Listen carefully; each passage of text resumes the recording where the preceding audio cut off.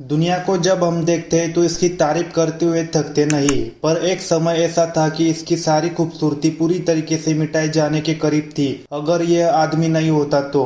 हम में से लगभग हर एक सोवियत नौसेना अधिकारी वासिली आर्किपोव, जिन्होंने हर एक किसी के लिए अपने जीवन का श्रेय दिया है, जिन्होंने समुद्र के नीचे न्यूक्लियर वर्ल्ड वॉर 3 को रोकने के लिए एक सबमरीन पर एक अहम फैसला लिया था। तो देखते हैं कि उन्होंने कौन सा काम किया था जिससे वर्ल्ड वॉर 3 होने से रुक गया था। 1962 में शीत युद्ध के दौरान अमेरिका और सोवियत संघ के पास दुनिया को तबाह करने के लिए पर्याप्त हथियार थे। अक्टूबर 1962 में क्यूबा मिसाइल क्राइसिस में था, जिस वजह से सोवियत नेता निकिता क्रुश्चेव ने आइलैंड पर मिसाइल लगाने के लिए क्यूबा को राजी किया।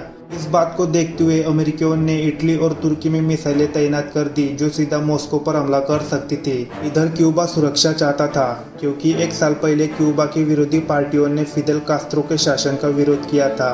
बे ऑफ पिग्स आक्रमण के दौरान यूएस गवर्नमेंट ने अपने गुप्त समर्थन से फिदेल कास्त्रो को उखाड़ने की कोशिश की थी। जब अमेरिकी जासूसी विमानों ने द्वीप पर सोवियत मिसाइल ठिकानों की खोज की तो राष्ट्रपति जॉन एफ कैनेडी ने क्यूबा की नाकाबंदी का आदेश दिया ताकि किसी को भी उसके आसपास जाने की अनुमति न हो।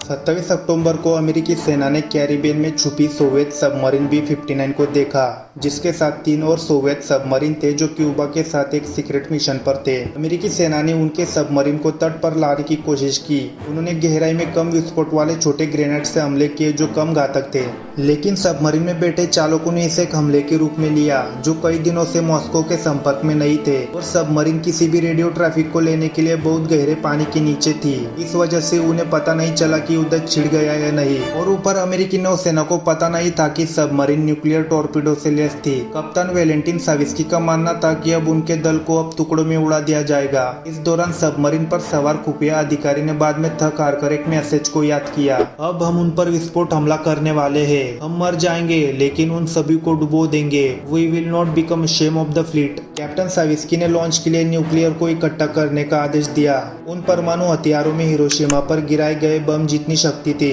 मॉस्को ने पहले ही चालक दल को जरूरत पड़ने पर टॉर्पीडो लॉन्च करने की अनुमति दी थी। अगर इसे लॉन्च किया गया होता, अगर यह आसपास के कई अमेरिकी जहाजों में से एक से भी टकराता तो संभावित रूप से एक चेन रिएक्शन हो जाती जिससे न्यूक्लियर वॉर पूरी तरह समाप्त हो जाता। इससे वैश्विक तबाही होती और अनगिनत लोगों की मौतें होती। लेकिन उस सबमरीन पर एक आदमी वासिली आर्किपोव, जिसके कारण ऐसा नहीं हो सका। वह 34 साल की थे। आर्किपोव उसी गुप्त मिशन पर थे जो उन 3 सबमरीन्स के लिए जिम्मेदार फ्लोटिल कमांडर थे। टॉर्पीडो लॉन्च करने के लिए प्रोटोकॉल यह था कि कैप्टन साविस्की को 2 और कैप्टन की अनुमति की आवश्यकता थी जो उस सबमरीन पर सवार थे।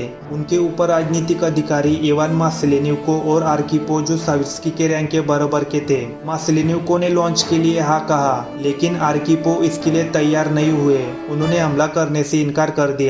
बाद में साक्षात्कारों के आधार पर ऐसा प्रतीत हुआ कि आर्किपोव ने कैप्टन को शांत करने और किसी भी कठोर कार्रवाई को करने से रोका जब सबके अंदर की स्थिति बहुत खराब थी। उन्होंने अपना सिर ठंडा रखा जबकि सबमरीन के अंदर का टेम्परेचर करीब 50 डिग्री सेल्सियस पर पहुंच गया था। आर्किपोव ने कैप्टन साविस्की के साथ बात करने की कोशिश की कि वे खतरे में नहीं है क्योंकि उनके ऊपर से बम दाएं बाएं गिराए जा रहे हैं।